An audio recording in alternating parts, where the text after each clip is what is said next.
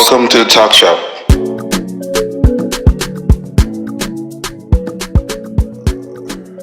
Okay, yo, my man. Yo, what's Yeah, going on? What's going on? I won't lie. I just woke up from a nap. Like, Nice.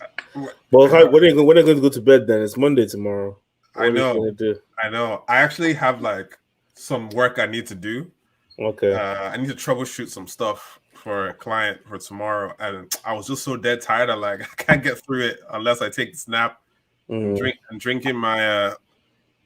Whoa, okay, I'm in the Matrix again. All right. Anyway, this is my gin and juice. Nice. It's going to help you through. So you're going to probably stay up a little bit later than normal? Probably? Yeah, I'm gonna be up. But Yeah, I was determined not to work today. I worked yesterday for a little bit. I'm like, nope, not doing that again today. So I'm just going to chill out today and work regular. that's I that's don't care. the way it should be. So it should be. No, yeah. I mean, I've gotten used to the fact that if you become a professional, doing work on your own time, extra work, is just mandatory. If you're serious Mm-hmm. and not just an office worker, Mm-hmm. if you have some care in what you're doing, you're gonna have to do some extra work, at least to show that you care. So I think that's how I think about it, anyways. Yeah. So The thing is that like I see all that and it makes sense. mhm. What the one thing I've said this year that I'm gonna do is say no a Yeah. lot more than before because I think last year I got on a very large project and Mhm. it reminded me of like my first year working again, where I was like, hey, I need you to do this, I need you to do that. And like, yes, sir. Like, I even left the wedding early one time because of work and stuff. Like, Wow. yeah. And I'm like, no, I'm not doing that shit. Like, Yeah. I nah. feel you. I feel Even you. like meetings at 5 p.m. I don't do, I'm like, if you need to see my face, forget it. Don't book me. I'm picking up Yeah. my kid from daycare. I tell them now. It's not Yep. gonna happen. Yep. Exactly. Like after leaving public accounting, where I like my last year there, I worked my ass off, and I didn't feel the effects in terms of like I didn't feel the recognition. It didn't do anything for me. I was like, no, my next job, I'm gonna be as thoughtful about myself Mm-hmm. as possible. Obviously, when you start with a new boss, you don't know what you can do, what you can't do, how they are, what they tolerate. But once you get comfortable, you still like what you're doing, but you also have boundaries, and they need to understand that, to some reasonable extent. You're not gonna say you're not gonna do something just because you just don't want to. Yeah. But if it's reasonable, you know, then you do it. Yeah. So that's the way I've decided to live my life going forward. It's important. It's important. You gotta give them. You gotta let them know what the boundaries are, and they'll act. Hopefully, your workplace is reasonable, and they'll act accordingly. Exactly. And That's if the they're top not, shot. then you're not working at the right place. So Exactly. rethink everything.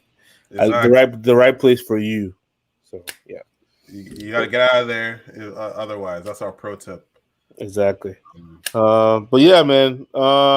Happy 50th. Yes. Essentially, Yes. That's the other reason for the gin and juice. yeah. You're right. Actually, I should be drinking something. Should I bring out the Glen 15, the 18-year-old Yo, bottle? it's only right. It's only right. You gotta You bring know that. what? You Go know get what? that. Go get that shit. I'll hold All out the right. fort. Go get that All shit. right. Cool. Yeah. While Chimdi goes to get his very expensive bottle of whiskey, or Glenfiddich is from Scotland, right? So it's Scotch. Yeah. Yeah. You He's know getting what? that Scotch. I will open something else. Actually, have you heard of Uncle Nearest? You know what that No. is? No. Uncle Nearest was the person that apparently taught Jack Daniels how to make whiskey. A black man, obviously. No one knows who he is. But yeah, so this is his whiskey, and guess what it is? 100 proof whiskey. So if you didn't hear that, okay. Here's what I think I heard you just say: that Uncle Nearest taught Jack Daniels how to make whiskey, and he's a Negro. Yes. Yes. Holy. But anyways, cheers to you, my brother. Cheers, my man. Cheers. Cheers to 50. Cheers to Yeah. many, many more. Actually, we're not even up to a year, but this is the 50th episode. Yep. And we're very happy. We try to stay consistent. Let me take my sip. We try to stay consistent. You know, it's not easy, but we somehow always find the time to do our pod every week. Regardless, if someone travels, we figure out what we can do. You know, it's not easy, but you know, we make it work. We just like to talk shit, you know. Exactly. we like our outlet enough. So, but yeah, thank you guys for riding with us through 50. We hope to keep getting bigger, keep doing new things to keep you guys. And if you have suggestions, please keep sending them our way. We like doing this. We love doing this. So yeah. Absolutely. But we thought since it's our 50th, it's pretty much an anniversary. We wanted to like reminisce on old episodes, you know, talk about stuff we've done in the past, look at our journey, how we've grown, you know, and discuss possibly plans for the future and stuff like that. You know, as on this is not we didn't do any pre-production, none of that. So this is off the cuff, you know. But we wanted to share this moment with you guys and discuss, you know, our past episodes. So that's what pretty much we're doing. Absolutely. I think obviously, right, like everyone knows what we're trying to do on this podcast. We talk a bunch of shit. However, we also do that grown man talk. You know, any advice that we think we can pass on to people, we will do that. Yep. But we get reckless. We get reckless on this podcast. And I remember our second episode, because our first episode was, you know, more intros, right? Get to know us a little bit, that type of thing. Like the virus had just kind of taken shape and like lockdown and stuff. And then we talked a little bit about snitching. Talked about group chat snitching. Did we actually get into the story of our group chat snitch? Like, did we get into that? I think we did. I think we didn't want to say too much because, you know, in case anyone heard anything. But yeah, we definitely did. That was a very, very, very interesting conversation. It's gotten to the point that I don't actually remember the finer details of it. No, like, not at all. All I know is that some things were said against a woman, and those things got back to said woman, and we did a year-long investigation to find said snitch. Yep. And I'm not sure we have our culprits, but I'm not sure we found the snitch though. Welcome to the talk show. And we got other groups and whatever else. It's got to stay there. I feel no snitching. Exactly. Guys, if you're listening to this after this, no snitching, guys. We need to find that snitch. Find that snitch. we have a snitch, or we had. We don't know if we're still being watched by the snitch. Probably. There was a snitch. We won't go into what the detail of the situation was, but I got carried away and tried to investigate the story, and I got blocked real hard. See, the thing is, look, we've had one particular mystery that's been going since SS2, right? You weren't there when it happened. Well, the one about who slapped the teacher. The Aquarius. And nobody has owned up to it in what it's almost 20 years now, right? Nobody has owned up to it. Yeah. So we shouldn't expect a snitch to tell on themselves at this point, or to admit it. I'm fairly impressed that no one has owned up to the Aquaria one, because, like, you know, and for those listeners who might be fairly new, in our boarding school days, well, I had left, but in school, the story that I know is they had rang the bell, I think, for either dinner or study something. It was nightcap. It was nightcap. So after study hall to go to tea hall for nightcap, and the teacher was in the room.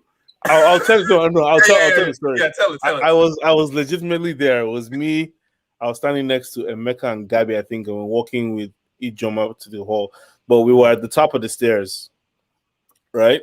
It was in the stairwell, and they took lights as we walk into stairwell.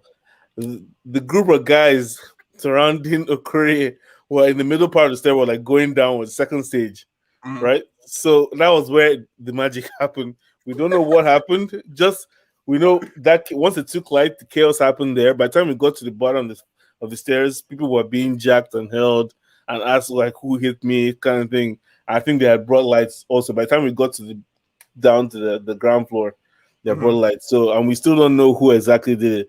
And literally, like everyone was surrounding him, like we were all walking down. I don't know if they were already making fun of him or talking to him before, or he was just part of the crew walking out. Right. But yeah. So what were the repercussions? Because in like Little Life, they can't find the culprit, they punish everybody. I honestly don't remember. We have to ask somebody. I don't remember. I don't think anything happened. I just think he was mad. I don't think anyone got punished for it. Wow. I mean, I might be wrong. I don't think I did, but then again, I always got punished for things I didn't do. You know, so or I always got bad punishments. I mean, the thing I remember the most, the worst punishment I ever got was for usual after nightcap talking to your babe towards clinic, and brother Maxwell and brother Jake showed up from the bushes like they were spies, and told the girls go to the dorm and told the guys to kneel down on the gravel. And then for the rest of that week, we were filling in the potholes on that road to the staff quarters and to the second field. So it was bad. They didn't punish the girls, which is fine. That's fair enough. But the punishment they gave us was out of this world. So all cause of woman. That's the story, man. So until somebody confesses, we're never gonna know. Probably won't confess till they hear that Mr. Okorie has passed. I'm not praying for him to pass, but I'm just saying that's how long it'll take for somebody to confess. So. I feel like though, like it's all good now. Come out with it. Like what's he gonna do? Like he's gonna swear for you. Like what's gonna happen? Like come out with it. I don't know. But we'll see. We'll see if somebody owns up to it at some point. But that was funny. Yeah. That was very funny. I remember that episode we talked about Love is Blind as well. And it's all rushing back to me, my hatred for that black and that interracial couple. I was like, what is Love is Blind? But you mean that show on Netflix, right? Yeah. Oh my god. Which interracial couple? You know that how's that? I think his name is Cameron. And like, what was that girl's name? Let me interracial couple. What's his name? Oh, the black girl and the white guy? Yeah. Aren't they still married? I think they are. I think the one I pitied is the short guy that was the athlete or the PT or whatever with that older lady, the older woman that liked somebody else. She was running all over him, right? Like, yep. Oh no, that guy was an idiot. So crazy, and she still didn't get the guy she wanted, anyways. So exactly, that show was actually incredible. It was so wild. I forgot about that totally. I didn't do that. Are they gonna have other seasons? I really hope not. I don't think I can. I can do that. Like I tried. I tried that. I watched that. I watched Love Island. That one season, and then I didn't watch. Now they're doing Love Island South Africa, and like everyone looks white. Yeah. No. I honestly can't watch those things. Even like the Housewives shows, like I really don't know how people watch those things. Like I mean, let me not lie. Like Real Housewives of Atlanta type shit. Yeah. Let me not lie. Once it's on, I'm in there like invested. Like who's this idiot? What's Zuma talking about? Why is she doing this? That's crazy. But other than that, every 10 minutes you see something or something happens that tells you, yeah, this is why I don't watch this shit. It's too stupid. It's either too scripted or thrives too much on conflict. And chaos. Or like on chaos or like women's cattiness or like just general cattiness of people. I don't appreciate it. I don't at all. Amara likes like Real Housewives of Atlanta. Yeah. And like when I first watched it, I was like, man, this is making black people look bad. Yeah. That's how I feel too. But That's then how you I watch feel the too. New Jersey mob wives, and I'm like, you know what? Actually, it's all right. Yeah, It's they're all right. they're all crazy. They will have housewives of Potomac. All of them. They're crazy. Seriously. But, I mean, and that's really how they live their lives. Man, that's crazy. That's crazy. But hey, it's entertainment. People like to see other people's craziness going on, I guess. Exactly. So, Exactly. but yeah, after that episode, man, Boosie. Oh, I think that's one of the best topics we've talked about. Most entertaining for sure. Boosie's one of my favorites, man. Put your Like, pussy online. I'll give you $1,000. $25, man. Welcome to the talk show. You know, he was like, "Oh, we're all in quarantine. You know, let's do quarantine titties and whatever." That's what he said. So, anyways, one particular girl literally showed her whole self, man, for $50. Like at first, she was giving him, like the way the video starts, she's giving him her cash app, and then he's like, "Oh, my man send $25 to this girl." And then she's like, $25? What do you mean? Blah, blah, blah, blah. Anyways, arguing back and forth. Before he knows it, she shows him like her nether regions. And he's like, ooh, ooh. He sees like the way he's shouting is like hilarious. Oh my god. Oh my Boosie. God. And every time I see him, I'm like, this man is mad. Because all the things he comes out with these days is like, come on, like, dude, are you asking to be crucified or something? Because he keeps. What did he talk about the other day? Oh, he was talking about Lori Harvey, wasn't he? I think so, that she's a hoe or something, or who like any good father or something will not raise her to do that kind of thing or whatever. Then he talked about Dwayne Wade's daughter. Sorry, like that's like, why are you putting your mouth in places that it shouldn't be? It's like you can't make a hit record, so you just want to talk. I mean, I get his hustle. It's fine. That's fine. It's his hustle. But like to your point though, like that thing about Lori Harvey is interesting. Like because she's dated like what 5 rappers or something like this. Like yeah, I mean, who gives a shit? No one gives a shit, but it's also interesting to see because if you flip it, that's what all these other men do. It's just, I guess, shocking for some of these men to see a woman dating freely like she wants to. Mm-hmm. If a man was essentially dating all the possible bad bitches out there, nobody would care. Mm-hmm. But because it's a woman doing what she wants to do, dating whoever she wants to date, there seems to be some kind of problem. I mean, on the one hand, that's an archaic way of thinking, so we kind of understand where they're coming from, but it shouldn't be that way anymore. Yeah. That doesn't make any sense. Doesn't detract from anything she's doing. Doesn't define anything she's doing. She's just living her life. I mean, hey, if all of them are fawning over her and giving her stuff, kudos to her, man. Exactly. And like I'm more impressed than anything else. Like, remember when she was dating Future and Twitter was like, "Oh my God, it's like Thanos and Darkseid have come together or whatever." Like, because these people, like, he can't tell her, she belongs to the streets. You know what I mean? Because he belongs to the streets. Like, exactly. Those are the two way best in the game, and exactly. I think she won, from what I understand. Like, I think she. She left him. Yeah, I think.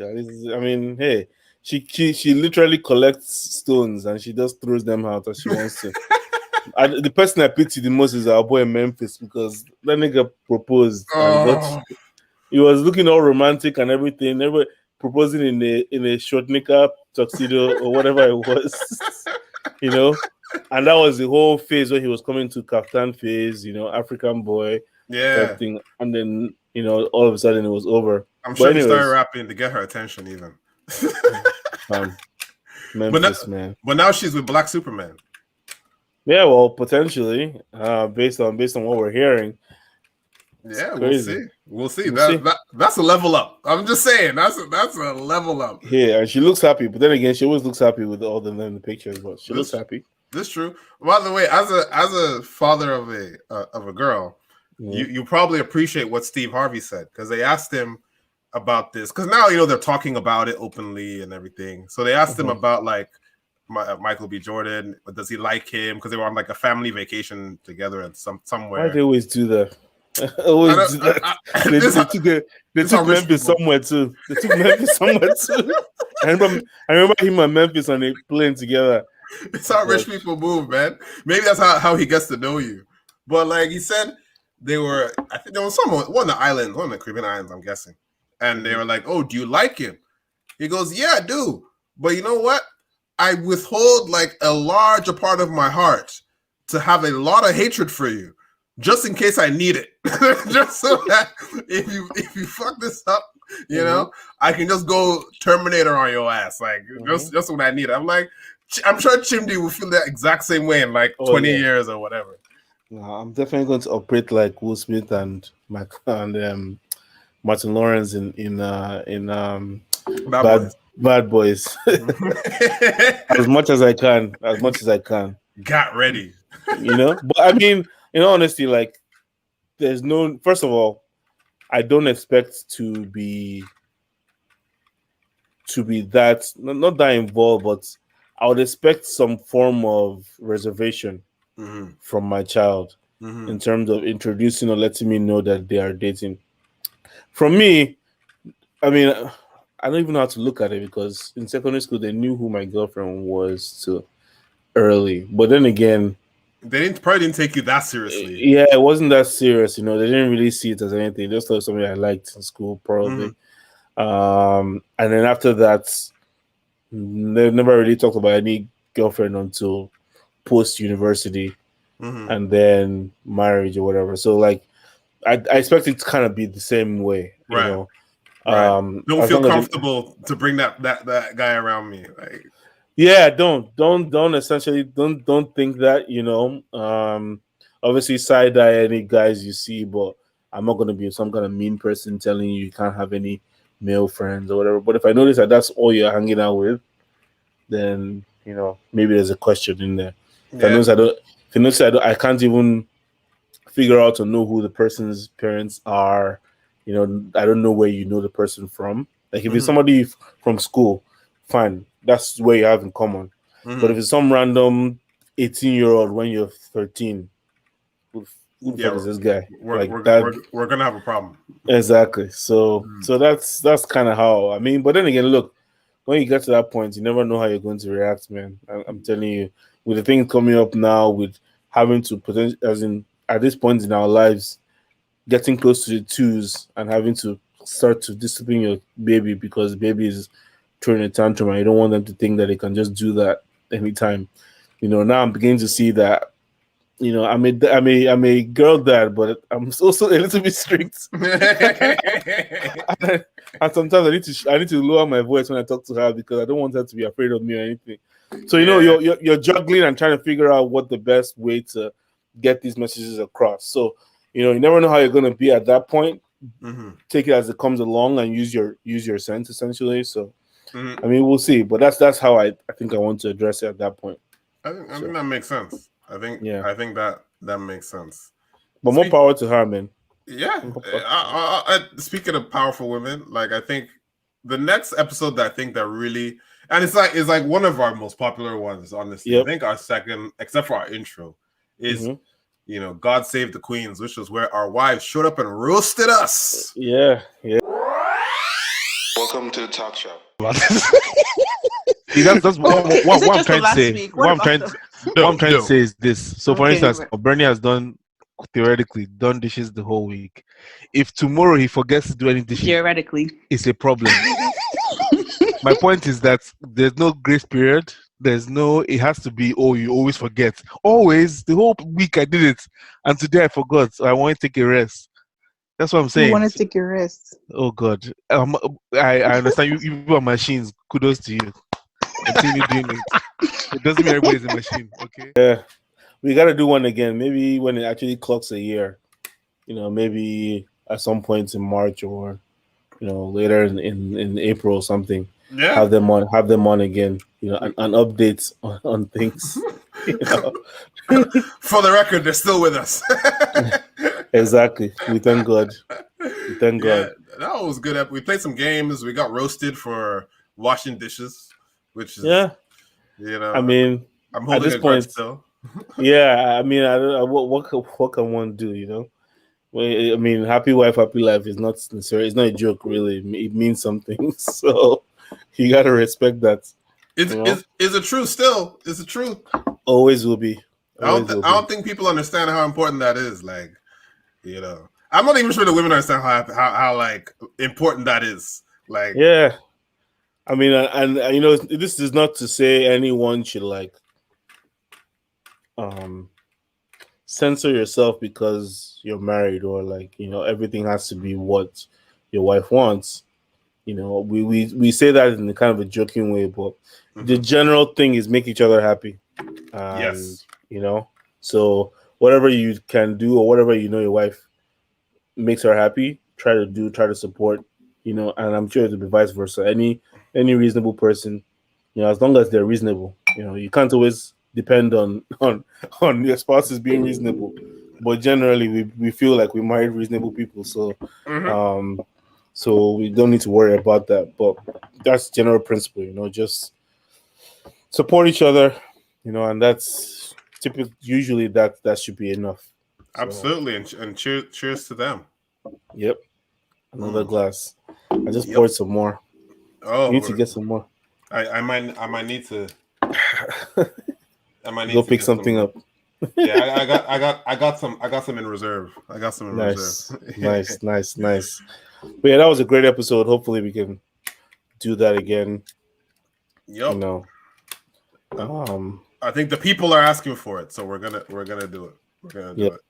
Then we had definitely. our first like non-family guest, the young god himself, Yes.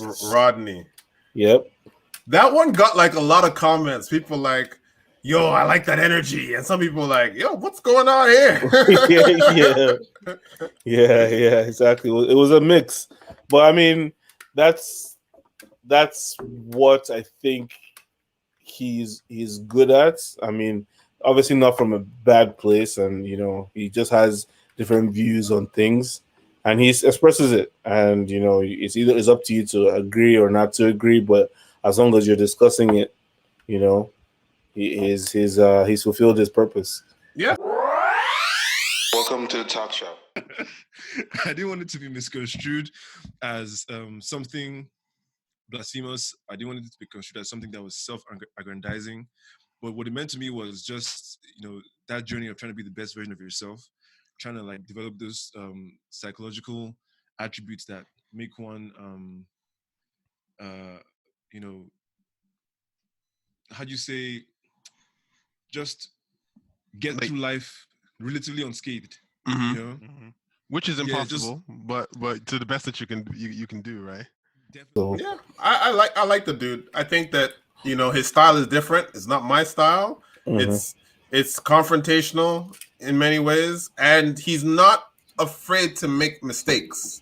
Mhm. Like because when you're that on the nose, when you're that like provoking, you're gonna get some shit wrong. Yeah. And he ran into some issues. I think in terms of characterization of women, not from us, but like afterwards. But he's a good dude. He figured it out, and I like to have that guy on again. I think Yep. about religion, and I don't remember if he's a skeptic or at least he questions things, which is cool. You're Yeah. supposed to. Always questioning. Yeah. And he's really big. He's doing it big with his podcast, his network. I like the format he goes with. Really, very talk show host ish. In different locations, wherever the person feels comfortable, Mhm. you sit down and chop it up. I kind of wish. I mean, if we were in person or if we could record together in either or's houses, it would have been cool to see how that would have been. I think obviously this works because we've been doing it since, and it was born out of the pandemic essentially. Mhm. So it makes it convenient for us. But I mean, I like he has access to interesting people in Nigeria in different spaces, and following what the stuff he does is pretty interesting. So Yeah. hats off to him, man, and we'll Yeah. definitely have him again. Definitely. What's the what other one stood out to you? I think usually, so around the summer when all the riots were happening and all the protests were happening, Mm-hmm. you know, George Floyd, all that stuff, you know, to me that was and that was through the summer. We have the Land of the Free episode, the question mark. I think we talked about the riots in there, also racism in America. Welcome to the talk show. People internalize these things. They've been internalizing these things for hundreds and hundreds of years. Where if you're a black sheep, right, you're you're the bad one. Bad one. Yep. Right. So it's this whole thing of black is bad and white is good, and whether people have meant it over the years or not, even the ones we call good ones, right? Yep. It's somewhere in your head, and at some point, under duress and stress, it's gonna come out. Mm-hmm. And then we talked about it in almost every episode after that, in some way. Mm-hmm. We talked about I Can't Breathe. That was a few episodes after, and then Still Matters. So all within May, June, those three, I think, were pretty heavy episodes. Talking about race relations and stuff like that. So I think those stand out to me a lot because, and we also had parallels between, obviously towards the later part of the year, between back home Nigeria and I'm talking about October and what happened in October 2020, and Lekki Toge, exactly, and SARS. We talked about it. Literally, we talked about it on the 19th of October. We posted one of our episodes. So we talked about it a week before about NSARS and the protests, and then 10/20/20 happened. Welcome to the talk show. You don't shoot at them. So there's no justification. You also don't shoot at people, remember, who didn't even commit a crime because they had extended. The curfew was until 9 p.m. Exactly. They were sitting on the floor, being deliberately peaceful, waving Nigerian flags. If anything means anything, at least you know that they're not trying to be, combative. They were trying to show that they were, fighting for Nigeria and for their rights and everything. Why would you open fire? I just think it's crazy. And then you see videos from the other places. It wasn't like, I don't know, man. I'm still baffled, honestly. So, like, just different pockets in the year of talking about different things regarding human rights and black rights and black lives and all that. 2020 was especially a tough year for many things, man. Yeah. When you think about it, the amount of things that happened in 2020, huge, and very pivotal times in everyone's life. Everyone knows where they were, what they were doing. People, how people talk about 9/11 and where they were. Mm-hmm. I'll be honest with you, I don't remember what I was doing when 9/11 happened in Nigeria. I really don't remember. We were in primary school, right? No, it was Loyola. It was like just two. You're right. Just two. I remember I was at home. I just turned on TV and I was like, what film is this? Like, I still remember that, like, thinking it was like some movie. Then like, were we on vacation? It was still summer break. I feel like I was at home. I remember being at home September. September 11th. You might be right. I think we went to school the next week because I remember talking about it in school. Like, yeah. So, like, just when people say that, I definitely think that this is one area in my life. I mean, in addition to December 10th, this is one of the years that really sticks out to me when you think about trauma and stuff like that. So it was a very up and down year, and March to the end of summer, and then October, incredible, and then the politics end November, the elections, and then January culminating in the inauguration. Everything just political and activism related, that happened throughout the year. We pretty much followed it, week by week. So it was very heavy. Like very, very heavy, very traumatic. as black people. And like, I know people are like, oh, but these things don't happen to you. Why is it like weighing on your mind? But like, I think that obviously black people as a group share trauma with each other, and that's historical. That's just what it is. You saw like when NSARS started to gain traction on social media, African Americans had something to say about it because it drew parallels to Black Lives Matter. And Black Lives Matter, the organization was even talking about it and blowing it up on this side, right? So it was a very big deal where, for example, I started a nonprofit this year based on all this stuff. That's how heavy it was weighing on my mind. But even companies were having the conversation with people like, are you okay? They were asking us this. As black people, are you okay? How can we help you? Are we being equitable? And are we treating you right? And it's like, whoa, this is deep now. Like, Yeah, I think when you think about the way the world is going, more people are willing to and are open to and are able to express themselves more in this age now. But that also means for the other side too, which is why things like Black Lives Matter is important, because there's also systemic police brutality, stuff like that still going on, being more emphasized now because people can do what they want and say what they want, express themselves. Obviously, the hope is that these people, anyone spreading anything hate-wise, gets cautioned or, that gets to stop at some point. But they're able to do it because the world lets them do it. At the same time, we can resist it because that's the way the world is now. We can say what we want to say in defense of our own and in defense of justice. And go for that. So it's a good time to be in, but at the same time, it's very trying. You absolutely hit it. Nail on the head. It is. As everyone's allowed to say what they want to say, and messages are conveyed quicker than ever. People understand our plight a bit more, but people now understand the so-called plight of these white supremacists.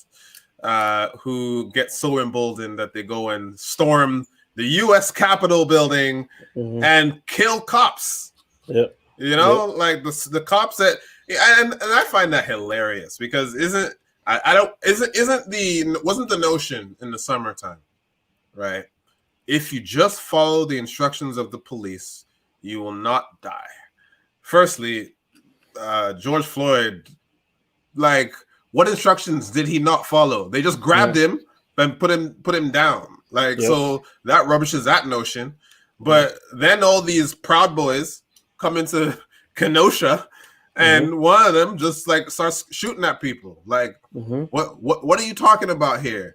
Now these white supremacist Nazi motherfuckers storm the Capitol under the instruction of the president at that time of the United States of America, or at least are enabled by him, and they literally beat police with the American flag, the same flag that they were mad that Colin Kaepernick knelt down in front of while the anthem was going on. They were killing cops with the flag. Like, that country's trash. It's crazy. You sound so mad. But like it's incredible. I didn't realize how much damage it did to security personnel that day. Like until the trials, which by the way was stupid, and obviously Republicans were always gonna do what they were gonna do, and we're never gonna get enough votes to convict him properly. But I didn't realize how much damage it really did. I didn't realize how many people they actually injured, even though they didn't kill too many of the cops, but they actually injured a lot of people. A lot of people took their own lives because of what happened that day. More than just people that worked there. It's crazy. The effect was not I don't know what the ongoing situation is with the people that they've arrested. Like that one vegan guy that requested vegan food, in jail. I don't know. fam, I don't know what the situation is at this point with those cases, but I do hope something comes out of it because something has to happen. I'm also still kind of watching, the news. I'm being a little bit worried that something will blow up at some point, and I don't mean blow up physically. I mean, what do you call it? Like literally. I mean some kind of uprising by neo Nazis or anyone of that leaning. I mean, it seems maybe they've given up. Maybe they realized that Trump was full of shit, and they've declined for a while. But I have a funny feeling something may happen still, depending on how the landscape looks politically in the next 4 years. But I hope nothing does, but you never know. Yeah, I think it's something that we're gonna have to stay tuned for because anything can really go down. Yep, anything can go down. Definitely. What else did we had some other cool guests. We had IJ on giving us the tea on freelance.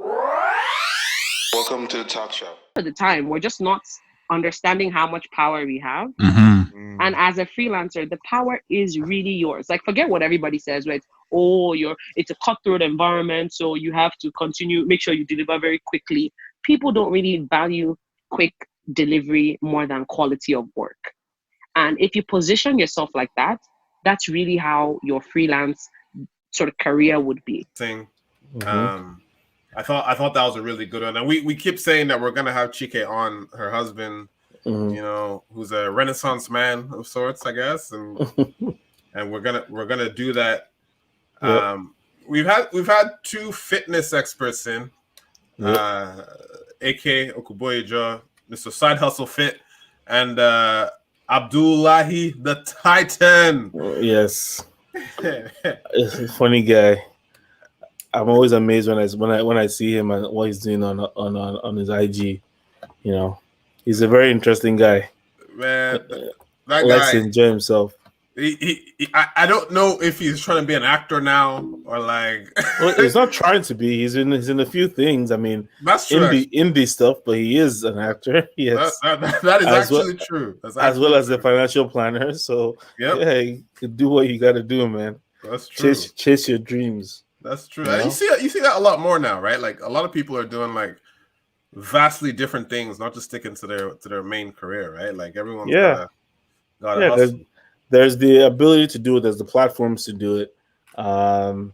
There's enough balance in one's life to do it. I mean, look at Vino, always been from way back, been doing either his school and his rap or work and rap, and he's now going to do both equally as vigorously as he was saying to us in the episode we had this year. Now he feels like he's at the point where he can put a little bit more effort in his music while still working. So we should be looking out for that more. Soft boy out now. Exactly. Get that. But so yeah, I mean, anyone can really do what they want to do. I think that's a very good way to be at the moment. Speaking of music, we're still waiting on Ketchy's album or surprise drop or whatever. Like whenever she blows, we blow. That was the agreement that we got. So like we're waiting on that. We're waiting on that. Ketchy was still waiting. We're still waiting. If you listen to this, that Hush Puppy episode, man, that was I can't believe that was June. He's been in jail for that long already. Yo. Did you see that article saying that he actually was working for somebody else who lived in Canada or For something? real? Some older guy who was the main kingpin. Apparently he actually works for this guy, so he wasn't even the main boss. Really? Yeah. I did not know that. Yeah, so it seems he had other people. But interesting. Nigerian influencer Raymond Hush Puppy Galeb. Huh. It looks like he was linked to North Korean conspiracy this week when federal prosecutors unsealed a charge against Galeb Alomari, 37 of Ontario. Yep. Who apparently was the guy directing him to do stuff. Wow. The Justice Department connected Abbas which is Hush Puppy, to the North Korean hackers through Alomari, who they allege conspired with Ray Hush Puppy to launder funds from a North Korean perpetrated cyber-enabled heist from a Maltese bank in February 2019. Listen, I need this movie now. Some high-level stuff. I mean, you see these guys and you think that they are... I mean, obviously, he's not the one doing the groundwork, but some kind of mental capacity to do all this stuff has to be there, you know? So it's crazy. The network of people he worked with, you know, it's just incredible. Wow. This is actually mad. Actually mad. Yeah, so he had somebody even higher than him. Also, I didn't think North Korea, like, I thought that everything was government controlled. Like, who are these dudes? Why do you think this is not government controlled? Like, what makes you think that's exclusive to it's just of course the government may have a hand in it. It's like saying Kusugi didn't have a hand in that, but let's not talk about that before they tell me I can't enter Saudi Arabia or something.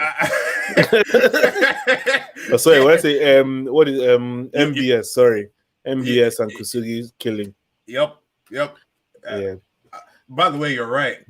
They're accusing the guys of being members of the essentially military intelligence. Yeah. No, I'm telling you, no, when it comes to places like that, right? You're right. The government controls a lot of things. Everything is state-owned, including criminal stuff or what is termed criminal by the rest of the world, because they need money. They don't have any outside trading. How else do you do it? What else do you do? I bet you places like North Korea have a lot of Bitcoin and stuff like that, things that they have no limit on. Do you know what I mean? I mean, there's no way. They have to make their money somehow. They have to support themselves somehow.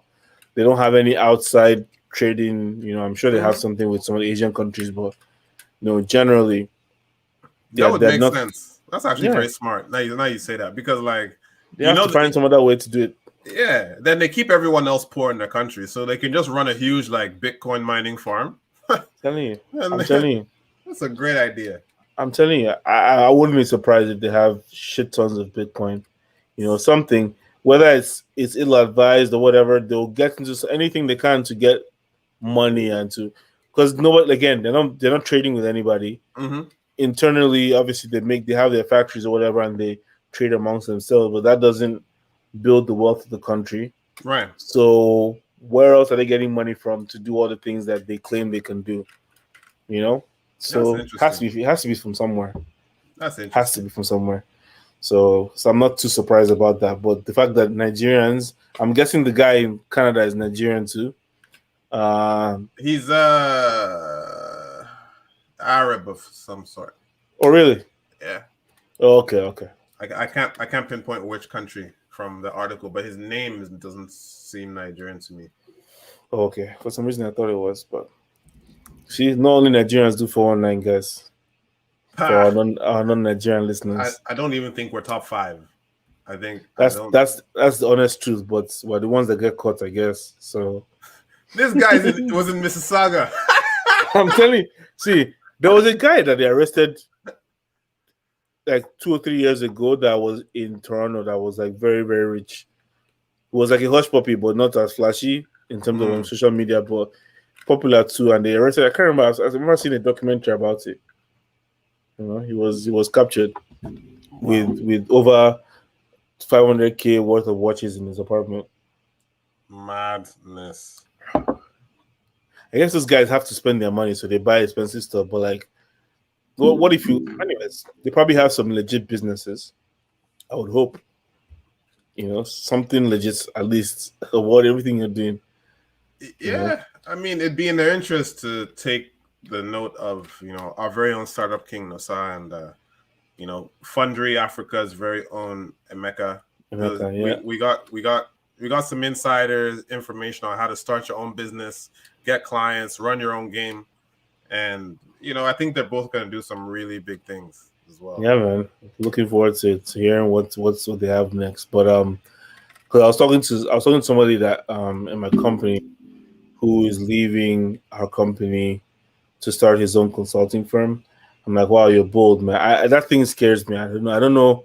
Maybe it's just the fact that you have to fish and struggle for your own, clients. You have to go hunting for them. Maybe not cold calling, but networking is a big part of going out on your own. Also, the potential, how do I say it? Potentially not knowing where your next dollar is going to come from. That kind of stuff scares me when it comes to entrepreneurship and, starting your own consulting firm or accounting firm or law firm or anything. Just the fact that you don't know if it's going to work or if you're going to be able to do enough volume to make it make sense. Mm-hmm. That's scary. Mm-hmm. That's scary. And then you being the entrepreneur starting it, having to fish out for, for clients essentially. It's hard. It's tough. It's very tough. Yeah. You have to be very bold to do it, man. You have to be prepared for a few years of nothing.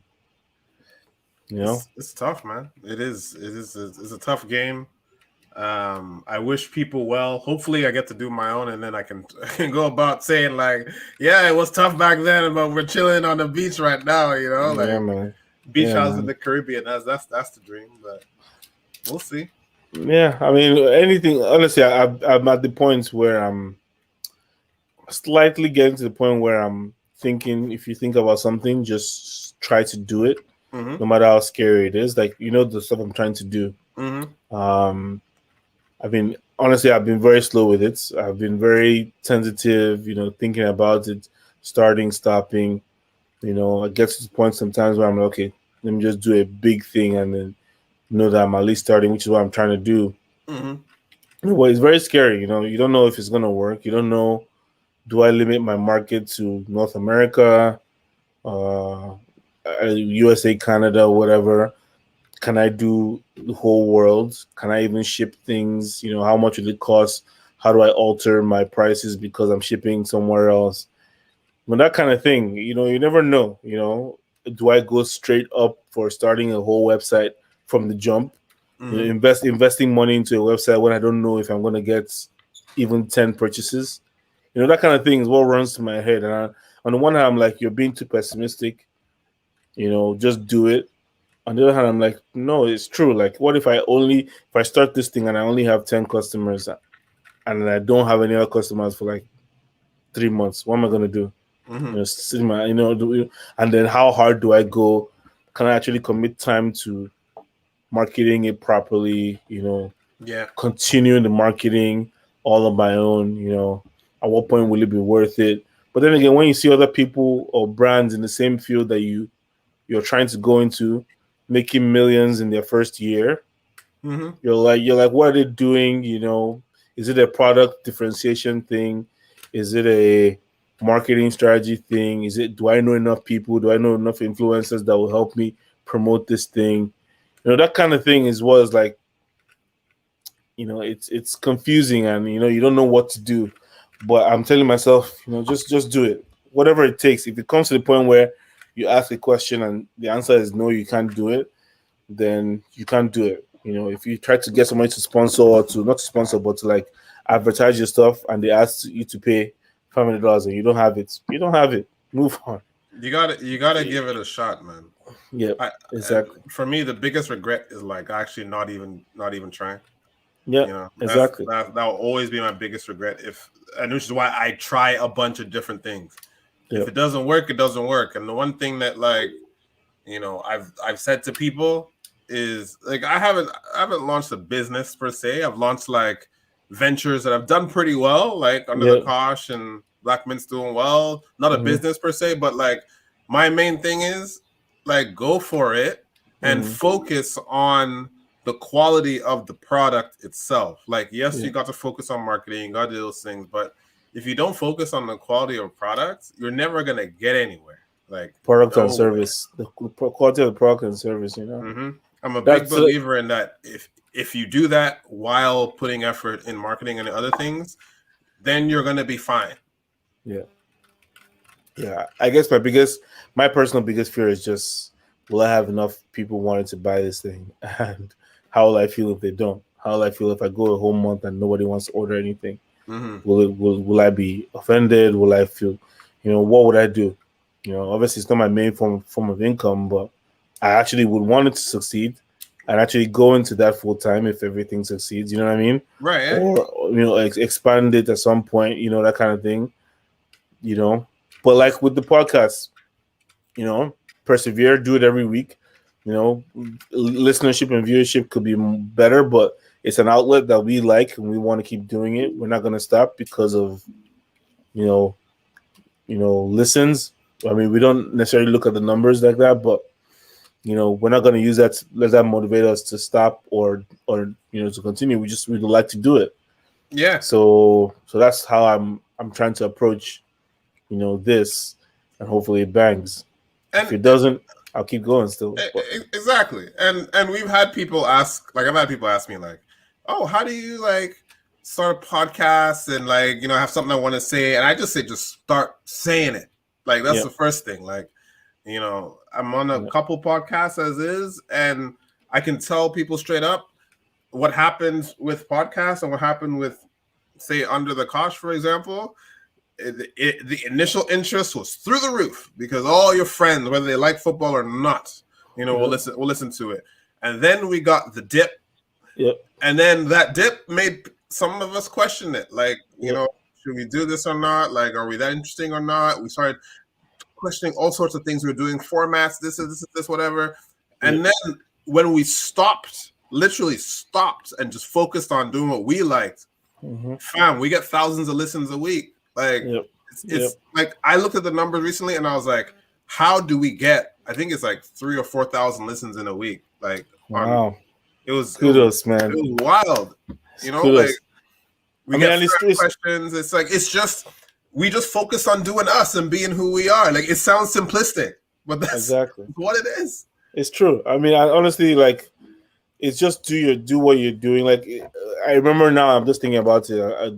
The episode we had my good friend Alma on, and she said she's been doing the whole lifestyle blogging thing for a while, but it didn't take off. She didn't start making any money from YouTube for a long time.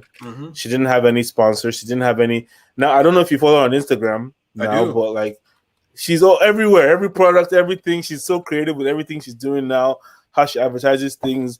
A lot of sponsorships, a lot of things, that she's doing, and it's wow. I mean, when it's your time, it'll come. If you keep going at it, if you love doing it, it'll happen. So it's incredible. So I personally, first of all, we started this because we wanted to, first of all, gist about things. Secondly, share our thoughts with the world. To me, that's what I wanted to do. I've seen what you do with Under the Kosh and your guys, so I was like, you know what, I know you'll be a perfect person to do this because we have good rapport, and we share the same interests and we have the same essentially background and stuff. So I was like, it'll be a good match. I honestly know that I like this. I'm actually thinking about YouTube also, but I don't even know what I'm gonna do if I ever decide to do it. But it's just do it. And if you like to do it, it's not going to be hard. Like I said, we both have busy lives. We both have, but we always find time. We always, even if it's on Friday, we're like, oh, Sunday we're going to record that. So we figure out a way to do it, even if we forgot for the whole week. So it's just about doing what you like, and just don't let it go because stats are not telling you that it's worth it. Eventually it'll get there. Yeah, I also really like podcasting because I see it as therapy in some way. Yeah, me too. Exactly. That's exactly what I think. A release. Yeah, you have a long ass week, and then Saturday or Sunday, it's let me just talk some shit. Exactly. I really find it comforting in that sense. Yep. And I implore anyone, even if you're going through something, you know what I mean? Just talk to something. put the camera on, even if you don't put it up. Just say some shit. Talk about what's going on. I think it's personally very liberating mentally. Yep, definitely. Just having an avenue to say what you want to say, to discuss things. I think that is and the good thing about one thing I like about this is that we can't necessarily get criticized. If we say something, I mean, obviously, if you say something outlandish and people hear it, it's gonna blow up. But in general, you can say what you feel, and it's our platform. We know what we're sharing. But if I wonder, like you guys and like a soccer, like people in the football world are very, very sensitive. I can only imagine if I started my own podcast and I say some of the things that I think and I've shared with you and other people in debates. I get crucified in a group chat already. So like I can only imagine if I put it out there. And someone would eat my head off if I say something or hurl racist abuse at me, which is what everyone tries to do to people these days. If I say something that good that they don't like, I remember even like we get like I like to throw shade at people on the every podcast I do, and I get comments on Twitter sometimes, like mostly on like None of the Kosh account, which is funny because like I can shield myself from it. But even when we used to write articles, like we wrote an article about Everton, and like Everton fans were like, "Go back to your igloos," and this we were like, huh? Like so many comments, and then they were shit, and we laughed at them. Like it's funny, but even on this podcast. Not that like we got like criticism, we don't really get that, but we did have a friend sort of question an angle about, and it was the episode, I don't remember the name of the episode, but it was talking about, remember when Twitter was on fire essentially around like these Nigerian guys in the US. I think it was like 3 separate incidents of like sexual abuse. Oh yeah. And I think something that we said was taken out of context. Yeah. And a friend of ours was like, "What are you guys trying to say here?" And I'm like, "Yo, let me explain what we try to say." And then it was like, "Oh, okay, cool. Well, I think I see where you're coming from." But like, if that was someone that we didn't know, right, and they decided to go public with it, that could be interesting. And I don't mean interesting in a good way. No, I mean we have lives that we want to protect. We're not trying to have anyone say anything on Twitter that gets back to anyone and is misconstrued. So but still, at the same time, we don't. I mean, we have brains, so we censor internally, but we don't. We try to say what we think. We try to share what we really feel because that's what this avenue is about. So, but it's been to me, it's been very liberating. 50 episodes, doesn't even feel like it. That's almost. Again, it's almost in 2 weeks. It'll be a year, 52 weeks. So it's incredible. I think it's a big milestone. I thank you for staying all the way every week. Thank you for no matter listening. what. And thank you to our guests, especially the ones since we came on YouTube. Tayo, Tayo Barrow, Dara, Duke, Vino, Manny Manhattan, and we've had so many other guests. Amanda Bass was a good one. I'm from Black Expat. Tsuwa Malumi, Keaton, Tosse. By the way, Adeze in Scotland, tall lady, thank you. But another one that I didn't expect to get like as many hits as it did, this might be the way to round off. It's been since September our most listened to one.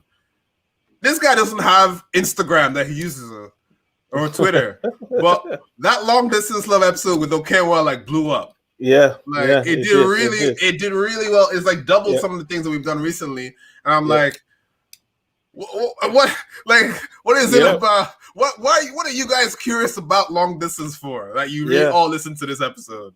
I mean, I think the ones that really dive into relationships and different aspects of relationship really like hit home with people. So I'm not too surprised. I mean, he does have Instagram, but I don't think he wants to publicize. So. Some of those pictures need to go down. They're too old. He doesn't really use it that much. I'm sure he doesn't want to be disturbed there anyway. So, but yeah, I'm still stepping, as you can see. So good. But yeah, man, I really think I enjoy everything. Again, like you said, it's a release end of the week. You're gonna talk with your mate about stuff, that you're interested in, someone that understands you, and yeah, apart from your wife, anyways, and it's going, you can share with everybody else. So it's good. It's a good release. So we thank you guys for joining us on the journey. There'll be many more. We're trying to get better and better, upgrading more, trying to do more on the advertising marketing front. But if you want us to talk about anything specific, please comment on YouTube. We really want to see engagement on YouTube, or reach out to us personally if you know us. Anything you want us to talk about, please. I actually have an idea for somebody we can talk to soon. Okay.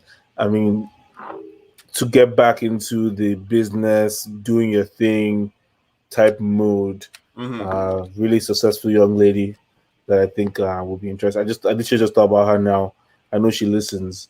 Let's do it. We'll shoot our shot. Let's go. Yeah, so I'll reach out to her and see if that will be possible.